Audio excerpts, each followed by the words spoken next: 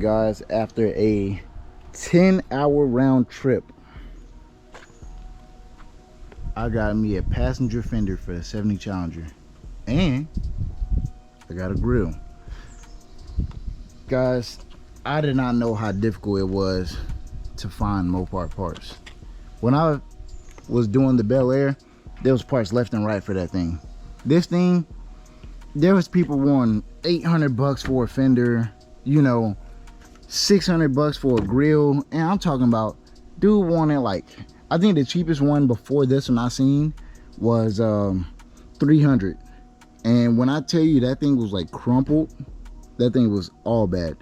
There was one guy that had one for 100 bucks that was a couple hours away, but it was, you have to be a metalworking professional to deal with that thing. Like, it was bad, you know. This one almost pretty much rust free. The only piece that's not perfect on it is right here, and honestly this is not a problem at all. I can fix this easy, and the bumper is going to cover that up too, so I'm not even too worried about it. And to top it off, it's Sublime. It's Sublime green. The car is Sublime green, so this is going to be good. So right now we're actually about to go over there and test fit this, just to kind of get the complete look of the car.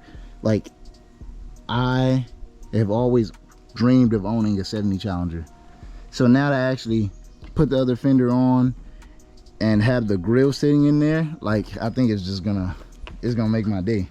Also, I got another surprise for you guys. So as a few of you may know, I bought this car 2 years ago, and because I was in the military, the car was actually down here in Texas while I was stationed in Washington, so I never got to actually work on it. I bought the car and it sat for 2 years.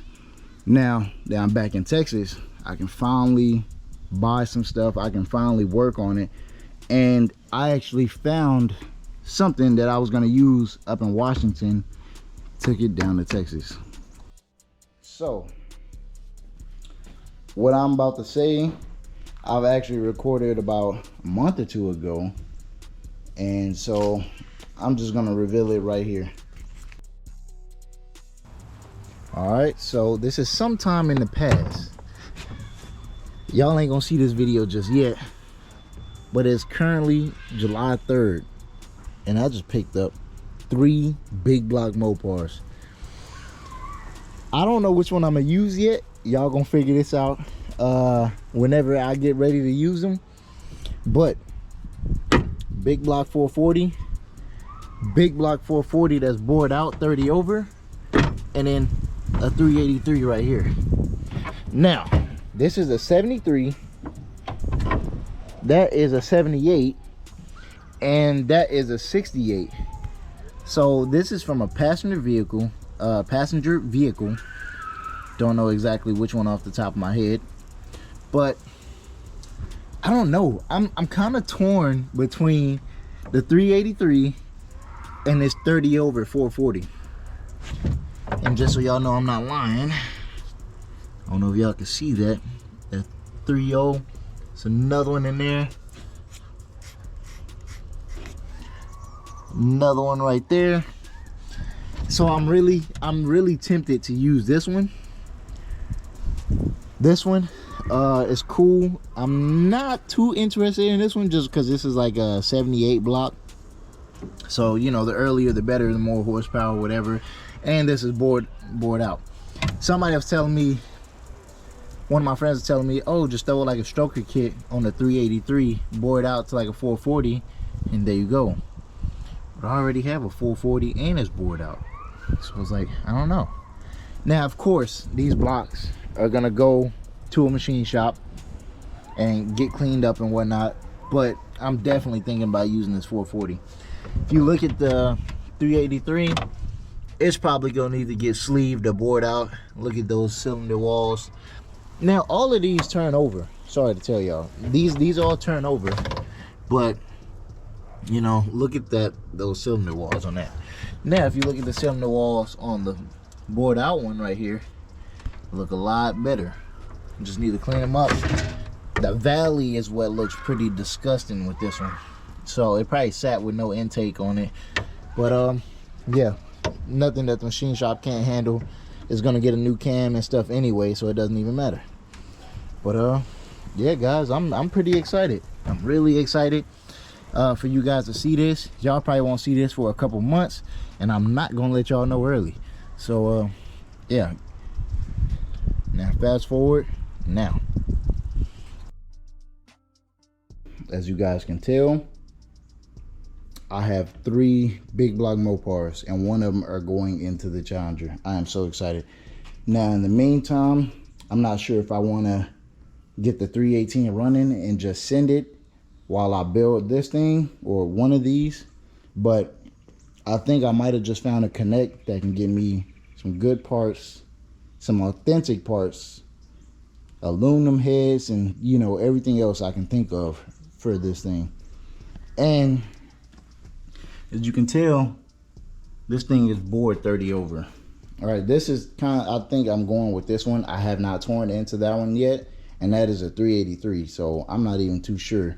But I've always wanted a big block Challenger, and now here's my opportunity to actually build it. Now, I've never went this in depth with the build, right? I've never, you know, changed out pistons and, you know, taking things to a machine shop and whatnot. So this will be my first experience. This will be my first experience building a motor, right? With the LS and the Bel Air, it's a little different. It was a little different because for the most part, I had a long block. It had heads on it. It had everything. It was a running, but I mean, not good, but it was a running engine.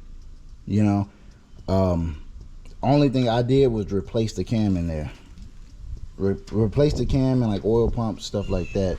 But it was a complete engine. Now, starting off with this, where it's completely different, I had to tear everything down, different type of motor, you know, different type of cam. This is like a flat tappet. This thing has a steel crank. It's so different, so vastly different than the LS that I just got to learn, you know. And I'm looking at a lot of these videos on YouTube and stuff, and a lot of these old heads, they just assume that you know what they're doing, you know, or what they're talking about, which is not the case at all with me. So I'm starting from the bottom up, and I'm gonna guide everybody through this whole thing. Now, I do have some big plans for this engine. Yeah, so I actually want to put a hydraulic roller cam in there, which not too many of these, you know, are built with. Everybody just sticks with the flat tappet.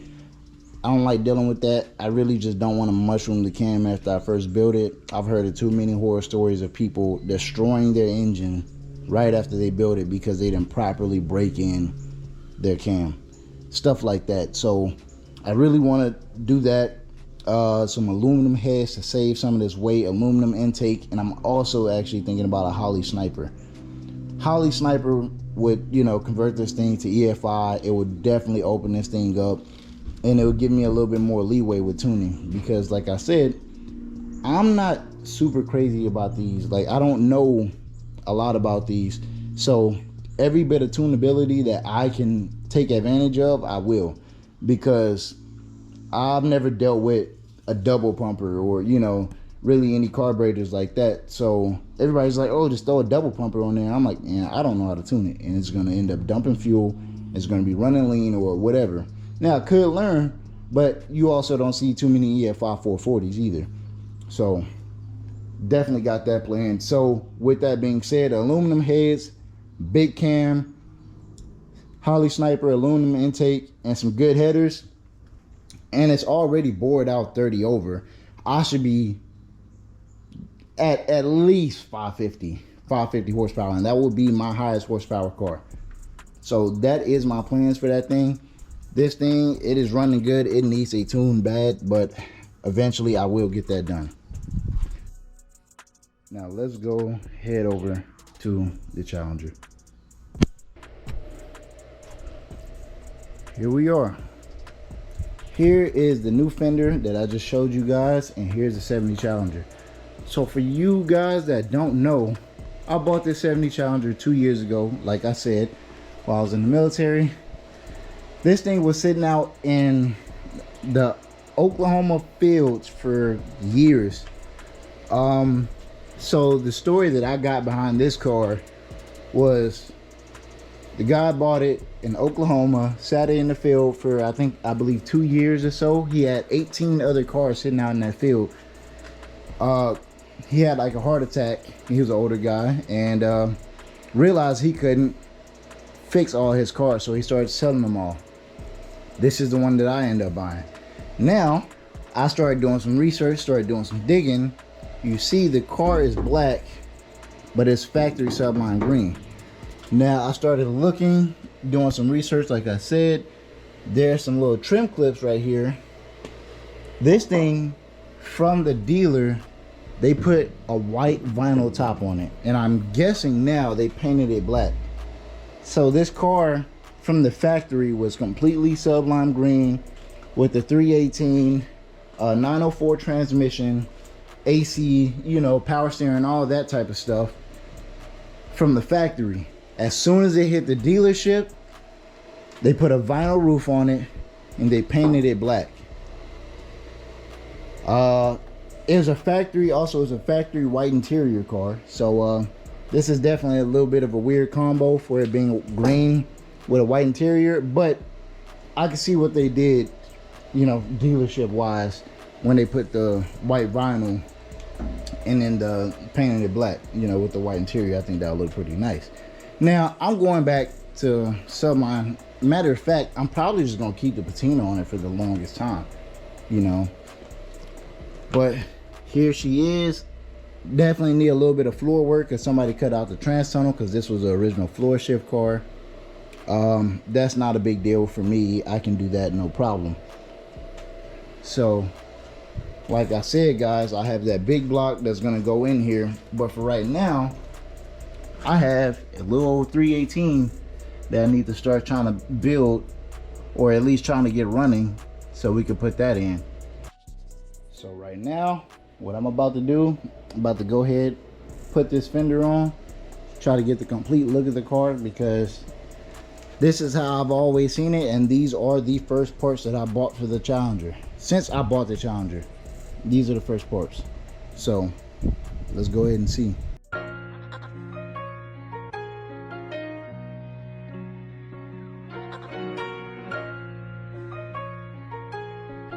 I'm working on dying. Penny X.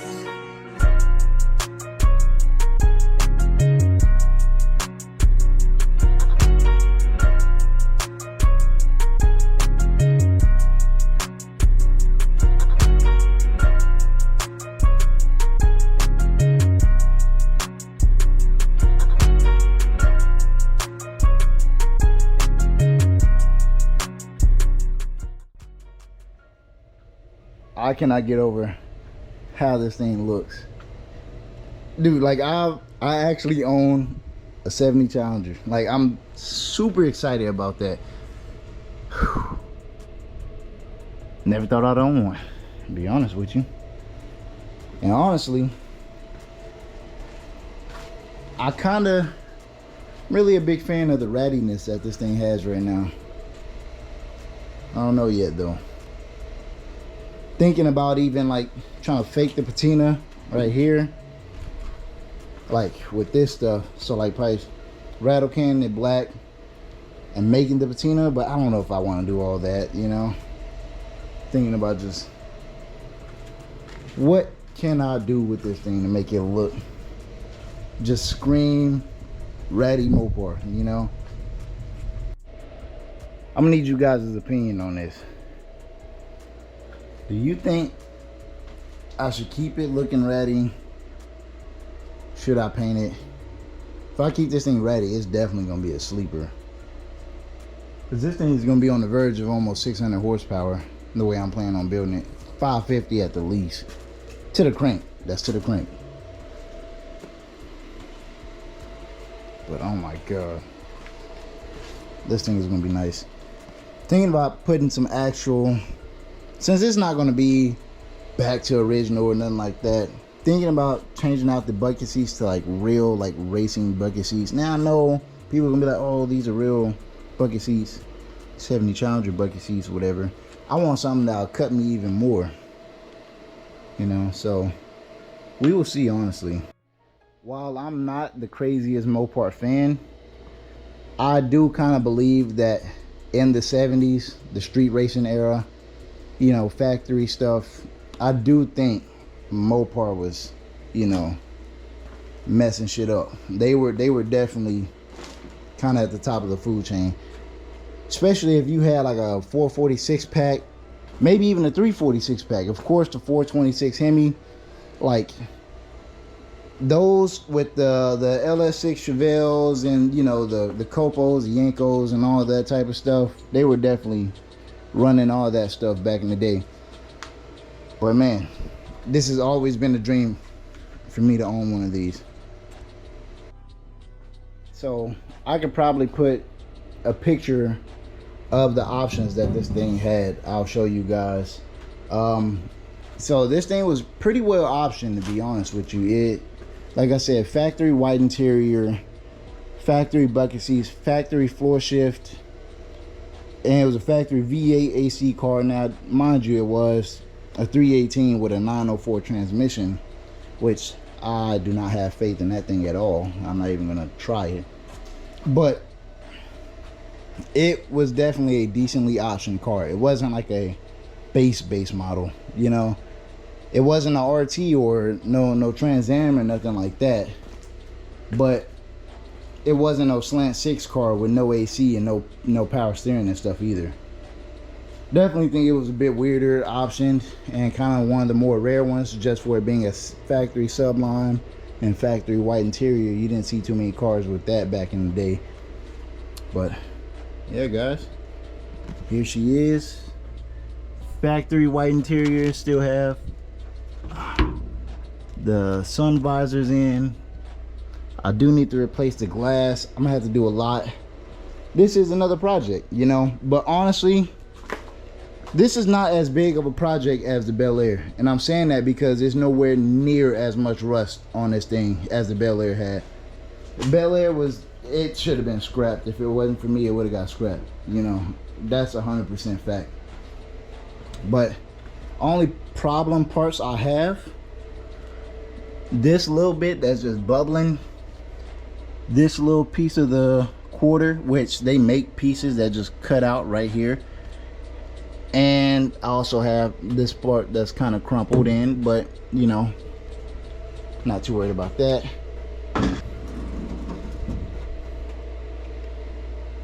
I did have some grill stuff in here too, but the trunk also needs to be replaced, which I'm not worried about. Gonna drop the tank, then I'm gonna redo the trunk. Yeah, guys, I have big plans for this car. Now, don't got too much work on it right now, but I will in a little bit, so you guys stay tuned. That'll probably be the end of this video. I'm not doing too much on this video. I just want to show you guys that this project is back in the works. You guys have not seen it for 2 years, so she's finally back.